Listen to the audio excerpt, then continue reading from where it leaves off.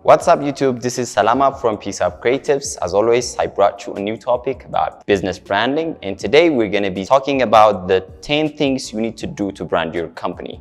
So this topic has been asked frequently on most of our social media platforms, and hopefully today we'll answer those questions and give you some tips about this topic. So let's get into it.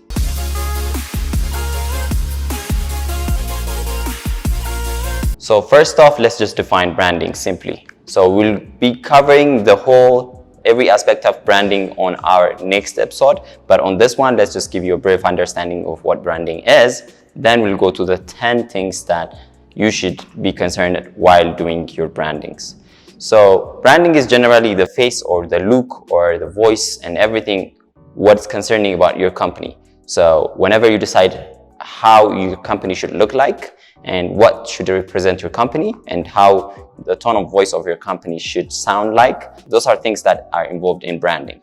So there are like 10 topics that we're going to be covering. And the first one is get inspiration from different places, like mostly brands which are related to your business. For example, if you're working on tech, you should be looking for successful companies and that you aspire to, and go through their branding and look for the different inspirations. It should not just be one, and try to look like as many as you can so that you get like the 360 understanding of your branding in the tech industry or any kinds of other industries. So get inspiration from different already established brands. And we're going to be talking about things that you should do and things that you shouldn't do.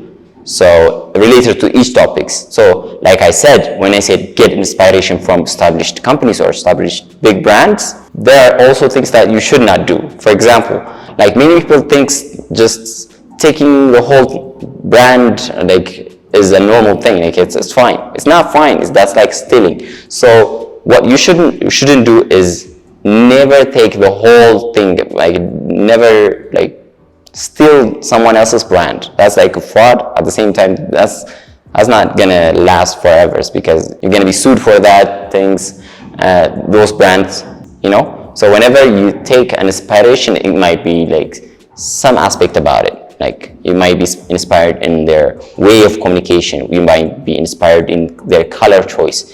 You might be inspired on the way they kind of tell their stories and things like that. But you don't just rip off the whole thing, you know. You don't take the logo, the look, the color and everything and just bring it to your brand. So that's fraud to start with, but at the same time it's not genuine, so that's not going to last for a longer period of time. So never rip off other brands.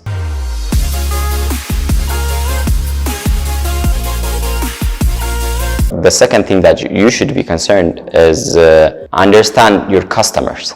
So every time whenever you create a brand, it's going to be serving a specific customer. So that means it might be a product that you're serving, it might be service, like different things. But at the end of the day, there is a customer audience base behind it. So understanding that audience will actually help you a lot in the process of branding your company, because based on their characters and based on their different aspects of those specific customers, you'll build up your brand based on those things. Like for example, if you're communicating with, let's say if you have brands for kids, the way you communicate your brand is going to be completely different to a very big established corporate companies, which is catering for high class older people and things like that. So you have to be friendly with the kids, you have to be funny and charismatic and things like that. And the same thing for whenever you interact with bigger corporate clients, and if you're serving them, you have to be very corporate looking, proper, and things like that. So actually understanding your customer base will help you to figure out how your brand should look like and sound like and everything like that. So one thing that comes along with this issue or with this topic is whenever you try to understand your customer, you have to be very specific. So you never try to serve everyone. That's not gonna happen. That's a very difficult part. You might expand to serve a lot of people, a lot of customer. You might have a lot of customer base after a while. But whenever you start a company, whenever you brand your company, try to find out those niche and try to specify yourself in that specific niche, and try to refine your work just for that specific niche. And that will help you to refine your work, refine your service or product that you're giving. So the third topic, especially in our country, in Ethiopia, like many people have a difficult time understanding this part, because they think as long as the thing is done, that means it's just one checklist. So the third point is invest on your branding. That means pay for a proper logo. Let a professional do your branding and logo. So whenever you pay for something, it's not just gonna, don't be afraid. Like, be careful about what you're gonna invest on, but branding is one of the very basic things when it comes to business. So don't just like throw out for someone, don't just download things and use it as a logo and things like that, because after a while your company will grow, and at some point when it gets to that point, that fake logo has been recognized with many people, and whenever you decided to change it, it's going to be very difficult and it's going to cost you a lot. So instead of that, just pay for that thing and let a professional do your branding or logo. So the other thing which comes along with the logo or branding part, whenever you pay or you let somebody to do that branding for you, don't overthink your logo or branding, because someone who's like visionary of a company, you have like a lot of things going on in your head. As a visionary, you think about this and that, and it should look like this, and your company should sound like that, and things like that. So most people have their like basic idea about how it should look like, so whenever they see it, they know it. So they give you like 50% of what they think, and the other 50% is up to the creative person to figure out. So, but your logo or branding should not say everything about your company. You can't do that. Like, it has to be very simple, it has to be very minimalist, and it has to be very clear so that it can communicate to whoever you're trying to reach. So don't overthink your logo, just make it as simple as possible. So topic number 4 is slogan. So whenever we talk about a slogan in here, I don't think like many people understand the idea of having a slogan, having a very strong word next to your brand. But like I said on the first part, like whenever you overthink, you try to put every message on the logo or the brand. So whenever your logo consists of all those things, it does not communicate well with the audience and stuff like that. So the other thing that will help you to communicate better is to have a slogan with your logo. So for example, Nike, just do it. That's one of the very famous slogans. It's a very famous brand, so it's one of the very famous slogans.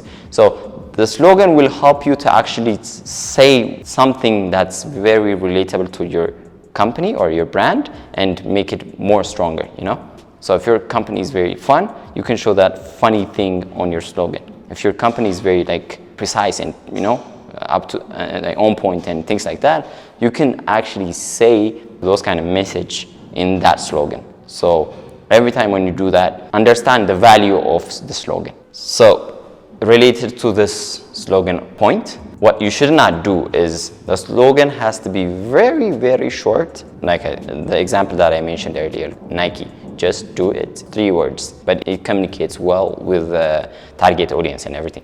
And it's very short. So the fact that it's very short makes it very simple to be remembered or to be known by everyone, and it's easy to say, and at the same time well known in the whole world just because of its very simplicity. The idea behind it can be explained in a form, but that's not going to be remembered by everyone. It might differ from country to country based on their way of saying it. It becomes harder to understand for some people. So try to make it as short as possible and very precise, and choose the words carefully, but make it as small as you can.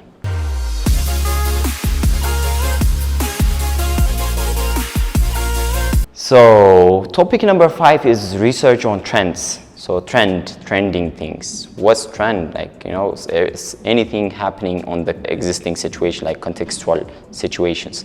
So based on the different industries that you're involved in, differs like very big. They have like very big difference to one another. It's different on the entertainment business, while in the manufacturing business, on the hospitality business, and things like that. So you have to research what's the trending thing on that existing situation and try to, align yourself and update your way of communication based on those trends to relate to your target audience very easily.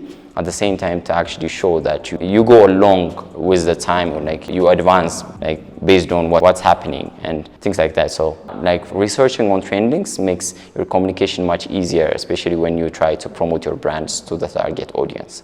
So the same thing that happens along with trends is people usually get stuck with trends. So they start doing, they research a trend and they know that's a trending thing right now, so they start doing things on that and they stuck on that. It affects the company in the brand on two ways. The first one is the trend is already old by that time you're stuck with it and try to produce different communication means based on that. So you have to update every single time. So don't get stuck on trends because of that. And the other thing is whenever you focus too much on the trends, you might forget the main core values of your brand or your company.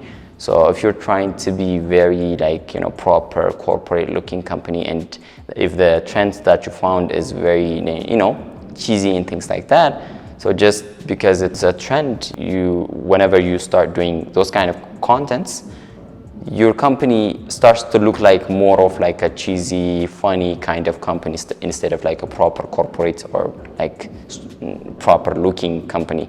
So you have to be very careful about this kind of things happening.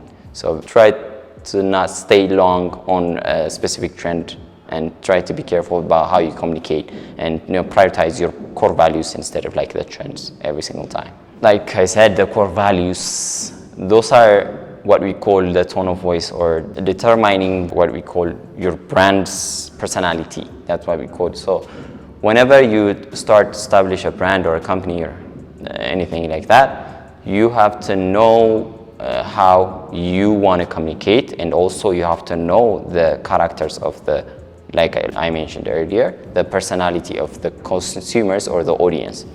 So based on those two data you have, then you established the personality of your company. Like I said, the company can be like one way or another, based on the industry, based on the audience, based on your needs and stuff like that. But at the end of the day, when you finalize that personality, you need to like stick with that for a longer period of time.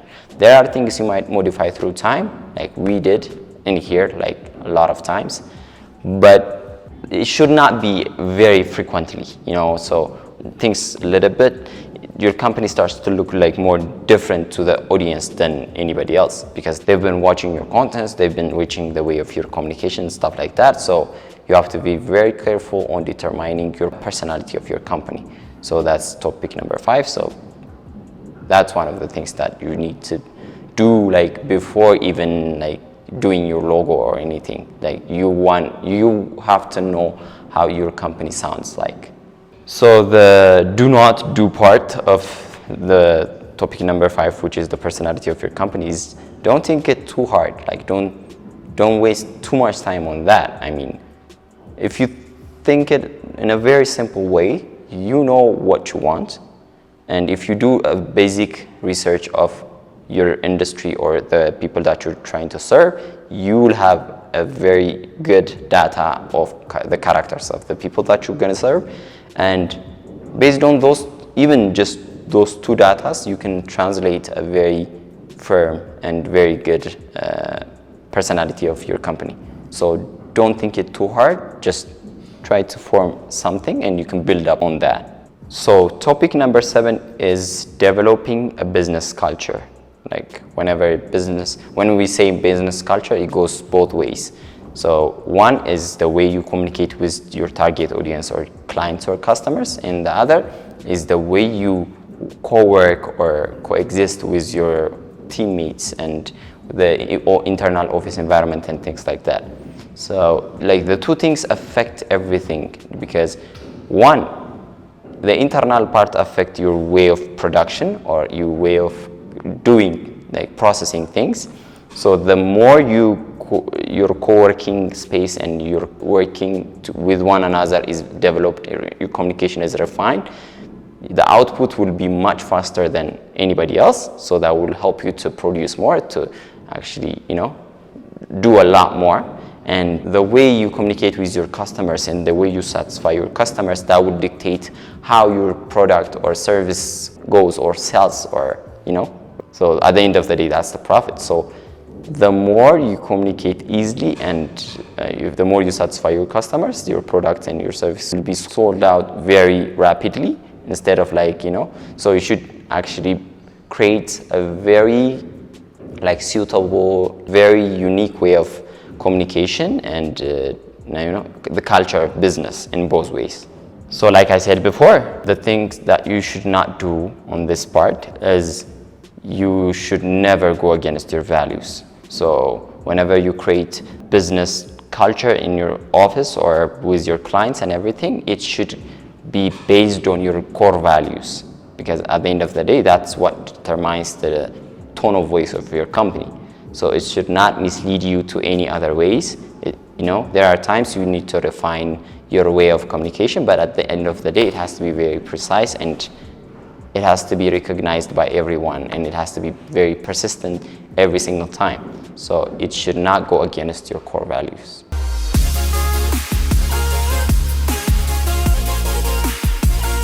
So the other thing is, topic number 8 is trademarking your company or registering your brand. So whenever you trademark your brand, it will be registered, and whenever somebody tries to steal your brand, you can sue them because it's legally owned by you, and you have the right to, do anything with that specific logo or brand. Not many people knows the value of that until they get bigger. But even before you get big, even at the starting phase, it's a very, very important thing to register or to trademark your brand or logo. So that would help you to own that brand or logo forever. So that's one of the big things that you should do on the start, on a beginning of a branding company. So related to this, what you shouldn't do about this is, you might see it everywhere. There's a TM sign next to a logo that says trademark on inside a circle or outside a circle in a different form. So the other thing which comes along with trademarking or registering your logo or brand is, whenever you see those registered brands, they put the trademark icon on every single thing, which should not be there. One of the biggest things that you should do whenever you start a brand or a company, but you should not mention that it's been trademarked on every single thing. So whenever you trade things on a cargo, on things like that, okay, you can put that on those kinds of placements. But whenever you place it on on a t-shirt or on a merchandise and things like that, first of all, that adds one extra element on your logo, which makes it more complicated, and at the same time, it doesn't communicate any value. Okay, your company's trademark, so what? That doesn't mean nothing to the target audience or the customer. It adds up a value for you, not for the target audience. So be careful where to place that trademark icon, because it makes your logo a little bit more complicated and less simple. So the topic number 9 is about your communication. Use a consistent tone of voice. That means you might start looking like a very fun company, very frisky kind of, very close to your audience and things like that. So if that works, if that starts to get attraction, that means your target audience is accepting that and loving that. So whenever you start to get bigger, if you start to sound more serious, more corporate looking and things like that, that might hurt your business a lot more than you think, because tone of voice is one of the biggest things in branding. So the consistency of your voice, the consistency of your communication with the target audience or in any form, that actually gives a very big character to your company or your brand. So if that is accepted and if that's working, you should not like change that into something else and destroy it. So you have to be very consistent on your communication or the tone of voice that your company has. Like I said, so one of the frequently happening things when in this similar topic, like the tone of voice or the communication, the voice of your company, is people tend to change their character of communication or tone of voice like very frequently. And one, that will make your company very vague. So are you fun? Are you like serious? Are you frisky? Are you like, so people cannot understand what your idea is, what your core values is. So it will make things very difficult, especially for on the customer base, on the customer or the audience size. So don't like change your tone of voice or the way of communication very frequently.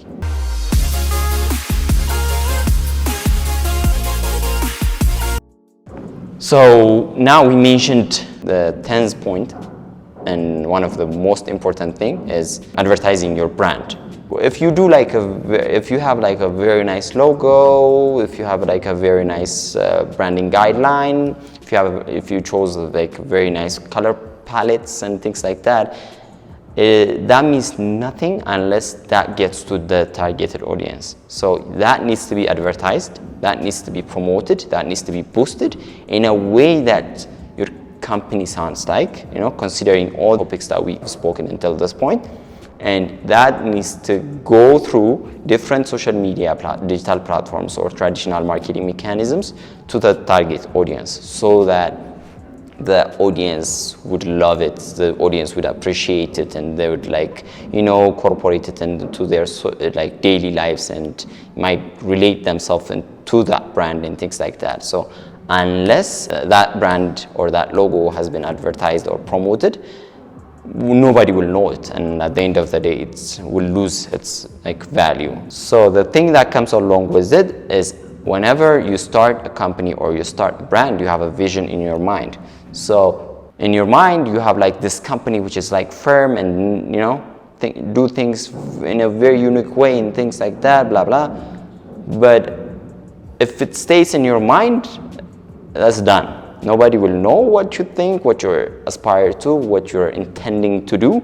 So that means nothing. But if you're bold enough about your brand, if you have like the confidence and never shy about saying what even if you're not doing it, but actually saying what you wanted to do in the future and things like that, being bold about it, makes your brand more firm. So every time, don't be shy to show your brand or to say or to describe or to tell a story about your brand. So this has been a very nice journey. I hope these 10 topics will help you to answer the question that you guys have been asking in the different platforms. So next time we'll be talking about what brand is that, like in general, what brand means and related topics about those. Until we see you on the next episode, have a nice day. Goodbye.